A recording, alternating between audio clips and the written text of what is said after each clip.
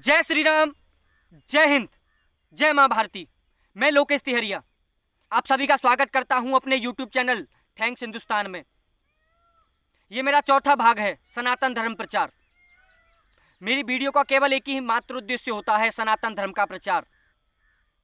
इससे पहले मैं 3 भाग डाल चुका हूं। जिन लोगों ने मेरे तीनों भाग नहीं देखे हैं वो एक बार अवश्य देखें। मैं दावा करता हूं कि हर भाग में आपको कुछ नया मिलेगा। मैं हर भाग में आप सभी को एक कहानी सुनाता हूं। उसी प्रकार इस भाग में भी आपके लिए कहानी लाया हूं। ध्यान से सुनिएगा। आपका मैं बिना समय बर्बाद किए हुए अपनी कहानी स्टार्ट करता हूं। आज से 2200-2300 वर्ष पहले की बात है। एक साम्राज्य हुआ करता था और उस साम्राज्य में एक राजकुमारी थी। वो राजकुमारी बहुत ही सुंदर और गुणवान थी। उसका नाम था विद्योत्मा। जैसा उसका नाम था उसमें ऐसे ही गुण थे। विद्यो प्लस उत्तम, विद्या में उत्तम। जैसे जैसे उसकी उम्र बढ़ती गई, उसके पिता को चिंता हुई उसकी शादी की। तो एक दिन विद्योत्मा के जो पिता हैं उससे शादी के बारे में बात करते हैं। तो विद्योत्मा कहती है कि अगर कोई वर है मेरे लायक तो मैं शादी करने के लिए तैयार हूँ, लेकिन जो मुझे शास्त्रार्थ में हरा देगा मैं उसी से शादी करूँगी। जो राजा हैं वो स्वयंवर का आयोजन करते हैं। बहुत बहुत दूर से विद्वान लोग आते हैं और विद्योत्मा से शास्त्रार्थ होता है, लेकिन एक भी विद्वान उसके प्रश्नों का उत्तर नहीं दे पाता। ऐसे ही सिलसिला चलता रहता है, आते हैं चले जाते हैं, लेकिन अभी तक एक भी जो विद्वान था उसके प्रश्नों का उत्तर नहीं दे पाता। उसी साम्राज्य से थोड़ा दूर एक विद्वान रहते थे एक गांव में। वहाँ के लोगों ने उससे बोला, गांव के लोगों ने, कि आप बहुत विद्वान हैं, एक बार वहाँ जाइए और शास्त्रार्थ कीजिए, आप जीत सकते हैं और आपकी शादी भी विद्योत्मा से हो सकती है। उन लोगों की बात को मानकर वो विद्वान स्वयंवर में चले जाते हैं। वहाँ पर शास्त्रार्थ होता है। वो विद्वान भी विद्योत्मा से हार जाते हैं और जो विद्योत्मा है उनका अपमान कर देती है। अब वो वहाँ से निकल आते हैं और सफ़र बहुत लंबा था, तो चलते चलते वो थक जाते हैं, एक पेड़ के नीचे सो जाते हैं। जैसे ही उन्हें नींद आ जाती है उन्हें कुछ आवाज़ आती है, खट खट खट की। उनकी आंखें खुलती हैं। जब ऊपर जाकर देखते हैं, ऊपर नज़र करते हैं तो देखते हैं पेड़ पर एक लड़का जो है लकड़ियाँ काट रहा है। वो अचंभे में पड़ जाते हैं कि ये कैसा मूर्ख है कि जिस डाल पर बैठा है उसी डाल को काट रहा है। उसे इतना भी अंदाजा नहीं है अगर डाल कट गई तो नीचे गिरेगा। उसे इतना भी भय नहीं था। अब वो विद्वान जो हैं उस लड़के को नीचे बुलाते हैं। वो नीचे नहीं आता, उसे लोभ लालच देते हैं, फिर वो नीचे आता है। अब उनका जो दिमाग है जिस विद्वान का, वो चालू हो जाता है कि इससे बड़ा मूर्ख मुझे कहाँ मिलेगा। अब जो विद्वान है उसे लोभ लालच देते हैं कि मैं तुझे अच्छा खाना दूंगा, अच्छे कपड़े दूंगा और रहने के लिए कुटिया दूंगा, चल मेरे साथ, मैं जो बोलूँ वो करता रहे ना, खाना सारी चीज़ें मिलेंगी। वो उसके लोभ में आ जाता है और उनके साथ चला जाता है। जो विद्वान है उस मूर्ख लड़के को तैयार करते हैं अच्छी तरह से और फिर उसे विद्योत्मा के समक्ष जाकर बिठाल देते हैं शास्त्रार्थ के लिए कि ये हमारे गुरुजी हैं, ये आपसे शास्त्रार्थ करना चाहते हैं। लेकिन जो विद्वान हैं उस मूर्ख से एक बात जरूर बोलते हैं कि चाहे कुछ भी हो जाए मुंह में से आवाज नहीं निकालनी है, इशारों में बात करनी है। अब वो विद्वान उसके सामने उसे बिठाल देते हैं मूर्ख को, और उस शास्त्रार्थ की जब बात होती है तो उनसे पहले एक शर्त रख देते हैं कि हमारे जो गुरुदेव हैं उनका मौन व्रत चल रहा है। आपसे जितने भी शास्त्रार्थ होंगे, शास्त्रार्थ होगा वो पूरा मौन में होगा, इशारों में होगा। और विद्योत्मा उसको स्वीकार कर लेती है और शास्त्रार्थ प्रारंभ होता है। तो विद्योत्मा इशारों में एक उंगली उठाती है। अब वो एक उंगली उठाती है, जो मूर्ख है वो समझता है कि ये मेरी एक आंख फोड़ने की बात कर रही है, तो वो 2 उंगली दिखा देता है कि तू मेरी एक आंख फोड़ेगी, मैं तेरी दोनों आंख फोड़ दूंगा। अब रानी चक्कर में पड़ जाती है, ये क्या कह रहा है।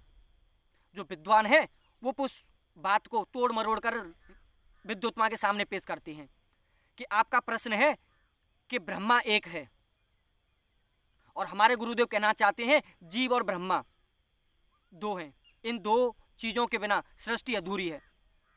इस प्रश्न को सुनकर जो विद्युत्मा है वो संतुष्ट हो जाती है। फिर से वो अपना दूसरा प्रश्न पूछती है, वो पंजा दिखा देती है। ये वो जो मूर्ख है फिर से चक्कर में पड़ जाता है कि तू मेरे गाल पर थप्पड़ मारेगी, वो मुक्का दिखा देता है कि मैं तेरे मुंह को तोड़ दूंगा। फिर से जो विद्वान है उस बात को तोड़ मरोड़ कर पेश करते हैं कि आप कह रही हैं कि ये पंच तत्वों बिना सृष्टि अधूरी है, लेकिन हमारे गुरुदेव ये कहना चाहते हैं कि जब तक पांच तत्व हैं, पंच तत्व हैं, जब तक वो इकट्ठे नहीं होंगे, जब तक एक नहीं होंगे, जब तक उनका कोई मोल नहीं है। विद्युत्मा फिर से संतुष्ट हो जाती है उत्तर से। ऐसे ही शास्त्रार्थ चलता रहता है और आखिरकार विद्युत्मा हार जाती है और उसकी शादी उस मूर्ख से हो जाती है। काफी दिन बीत जाते हैं, लेकिन एक दिन उसकी पोल खुल जाती है मूर्ख की। विद्युत्मा उसे खरी खोटी सुनाती है, बहुत बुरा बुरा कहती है कि जब तक तुम विद्वान नहीं बन जाते, जब तक इस महल में प्रवेश मत करना। उसे महल से निकाल देती है।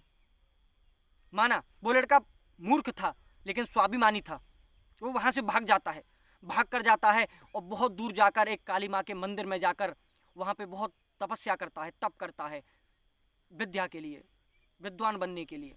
बहुत समय बीत जाता है लेकिन उसे कोई फायदा नहीं होता। फिर एक दिन वो मंदिर में जाता है और चाकू लेकर अपनी गर्दन को माँ काली के सामने काटने का प्रण लेता है कि मैं अपनी जान दे दूंगा। तभी जाकर माँ काली प्रकट होती हैं और दो कलश उसके सामने लेकर आती हैं कि ये दो कलश हैं, एक में ज्ञान है और एक में सोना चांदी है, ये दोनों का रस है, कौन सा लेना चाहोगे। लेकिन वो मूर्ख इतना मूर्ख था कि उसने दोनों कलश लिए और दोनों को पी गया। माँ बड़ी प्रसन्न होती है कि बस तुमने दोनों ही कलश पी लिए, एक में बुद्धि थी एक में धन था, तुम आज विद्वान भी हो और धनी भी हो। माता इतना कहकर वहां से चली जाती है और जो मूर्ख है वो बहुत बड़ा विद्वान हो जाता है और वापस रानी के पास आता है तो रानी को आवाज देता है, तो रानी समझ जाती है ये कोई विद्वान व्यक्ति है। तब उसे जाकर पता चलता है कि ये तो वही है मूर्ख, वही मूर्ख जिसे रानी ने भगा दिया था महल से। ये वही मूर्ख है जो जिस डाली पर बैठा था उसी डाल को काट रहा था। लेकिन उसने एक दृढ़ संकल्प लिया, माँ काली की आराधना की, बहुत पक्का भक्त था माँ काली का, और माँ काली का भक्त होने की वजह से उसका नाम कालिदास पड़ा। आज वो विद्वान अनपढ़ था, बिल्कुल अंगूठा टेका था, पढ़ना नहीं जानता था, लिखना नहीं जानता था, लेकिन आज उसे दुनिया कभी कालिदास के नाम से जानती है। उस मूर्ख को राजा विक्रमादित्य ने अपने नवरत्नों में शामिल किया था। 9 रत्नों में से एक था विक्रमादित्य के।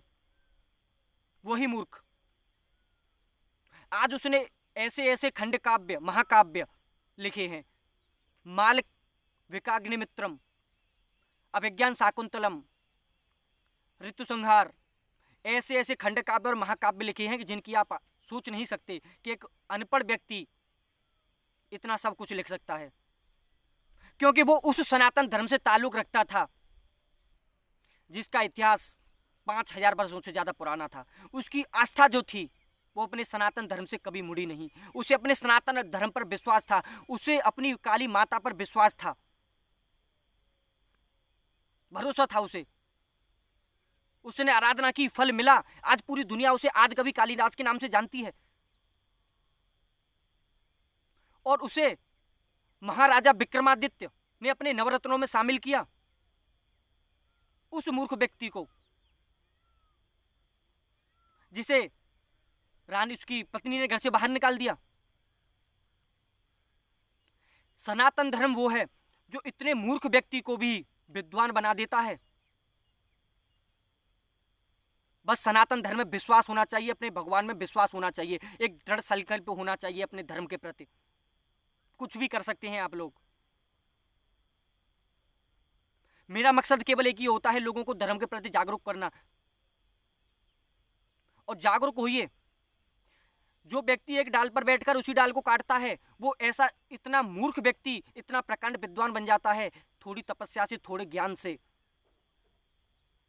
अपने सनातन धर्म के लिए। आज उसने ऐसे ऐसे महाकाव्य, खंड काव्य लिखे हैं कि आप पढ़ेंगे ना तो चक्कर में पड़ जाएंगे कि एक मूर्ख व्यक्ति ने ऐसे लिखे हैं, सोच नहीं सकते। लेकिन एक विश्वास था अपने धर्म के प्रति, अपने भगवान के प्रति, उसने कर दिखाया। आप लोगों के पास तो आज सारी चीजें हैं, उस समय पर क्या था 2200-2300 साल पहले? आप सभी के लिए इतने इतने स्कूल हैं, 1 किलोमीटर पर जाओ स्कूल मिल जाते हैं। इंग्लिश मीडियम कैसे कैसे स्कूल खुल गए हैं। उस टाइम पर तो बहुत दूर दूर जाकर गुरुकुल हुआ करते थे। इतनी सुविधा होने के बाद भी अगर आपके पास फ़ोन है, आप कुछ भी पढ़ सकते हैं, सारी चीज़ें पढ़ सकते हैं। उनके पास कुछ नहीं था, लेकिन फिर भी एक संकल्प लिया था कि विद्वान बनना है, और सनातन धर्म में आज उनका नाम हो गया। सनातन धर्म के सबसे पहले मूर्ख थे वो, जिन्होंने इतिहास रचा था। आप भी इतिहास रच सकते हैं, केवल विश्वास रखिए, सनातन धर्म को जानिए। बहुत मजा आता है सनातन धर्म को जानने के लिए। ये एक समुद्र है, आप इसमें जितना घुसेंगे ये इतना बड़ा होता जाएगा, और आपका जो इसकी जानने की इच्छा है, जो इच्छा शक्ति है, वो और बढ़ती जाएगी। आपका ज़्यादा समय बर्बाद नहीं करूंगा, बहुत लंबी वीडियो खींच चुका हूँ। जय हिंद, जय श्री राम।